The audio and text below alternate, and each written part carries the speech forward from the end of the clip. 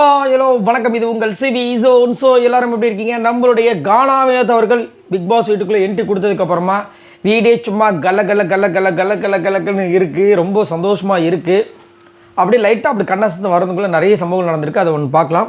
அதுலேயும் குறிப்பாக கானா வினோத் கிட்ட வந்துட்டு கமருதீன் அண்ட் விஜய் ஃபாரூக் பற்றி கேட்ட விஷயங்கள், அவர் பேசினாரா இல்லையா, எல்லா பற்றியும் நம்ம பார்க்கலாம். அதுக்கு முன்னாடி பார்க்குற எல்லோரும் நம்மளோட சேனலை சப்ஸ்கிரைப் பண்ணிட்டு பாருங்கள், லைக் பண்ணுங்கள், கமெண்ட் பண்ணுங்கள், ஷேர் பண்ணுங்கள். இப்போ வாங்க இந்த வீடியோக்குள்ளே போகலாம்.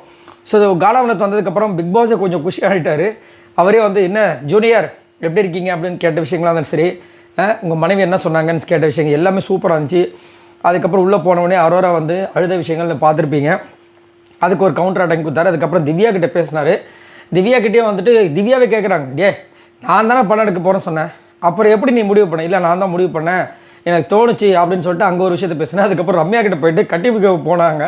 கட்டி பிடிக்க கூட பயமாக இருக்குன்ற மாதிரி சொன்னாங்கன்னா வெளியில் செம்ம டோஸான்ற மாதிரி விஷயங்களை வச்சு ரொம்ப நன்றி தெரிவித்தார் ரம்யாவுக்கும் வியானாவுக்கும்.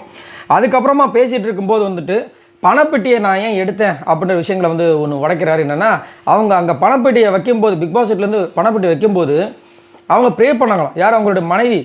அவர் எப்படியாவது பணப்பெட்டி எடுத்துடணும் அப்படின்னு சொல்லிட்டு ப்ரே பண்ணியிருக்காங்க பொழுது. அதுக்கேற்ற மாதிரி இவரும் பணப்பெட்டி எடுத்தோன்னே ரொம்ப ஹாப்பி ஆகிட்டு இருக்காங்களாம்.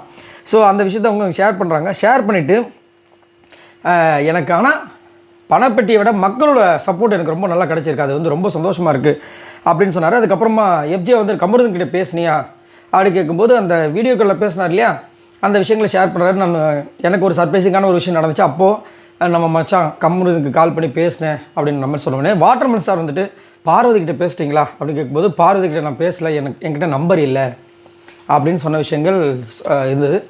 கொஞ்சம் கஷ்டமாக இருந்தது. ஏன்னா வெளியே போய் யாருமே இன்னும் பார்வதிக்கிட்ட பேசலையா அப்படின்ற மாதிரி இருந்தது. ஆனால் எனக்கு தெரிஞ்சு வியானா பேசியிருப்பாங்கன்னு நினைக்கிறேன். வாட்டர்மெலன் சார் பேசுகிறதுக்கு வாய்ப்பு இருக்கான்னு தெரியல. ஏன்னா அவர்கிட்ட அவர் நம்பர் இருக்கானுன்னு தெரியல. பாவமாக இருந்துச்சு. அதுக்கப்புறம் பார்த்தீங்கன்னா அவர் வந்து கனிக்கிட்ட ஒரு சில விஷயங்கள் பேச ஆரம்பித்தார். என்னென்னா, இந்த பணப்பெட்டி அப்படின்ற ஒரு விஷயத்தை நான் ஏன் எடுத்தேன்னா, நாளைக்கு என்ன வேணாலும் நடக்கலாம், இந்த பணம் வேறு யாரும் கூட போயிருக்கலாம்.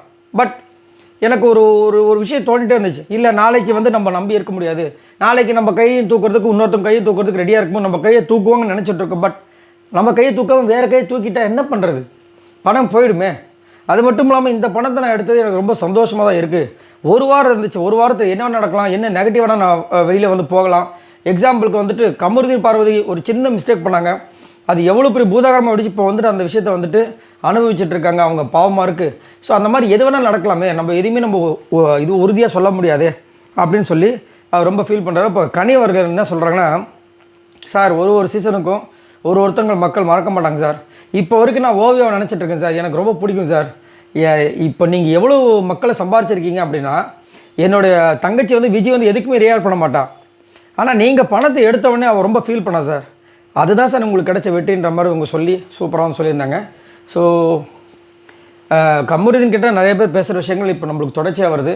ஆனால் விஜய் பார்வதி கிட்ட இன்னுமே யாருமே பேசுகிற மாதிரியே வந்துட்டு அங்கே வந்து ஒரு நியூஸ் சொல்லவே இல்லைன்றதான் ஒரு வருத்தமாக இருக்குது. சரி, இதை பற்றி உங்களோட கருத்துக்களை சொல்லுங்கள். பாய் நண்பர்களே.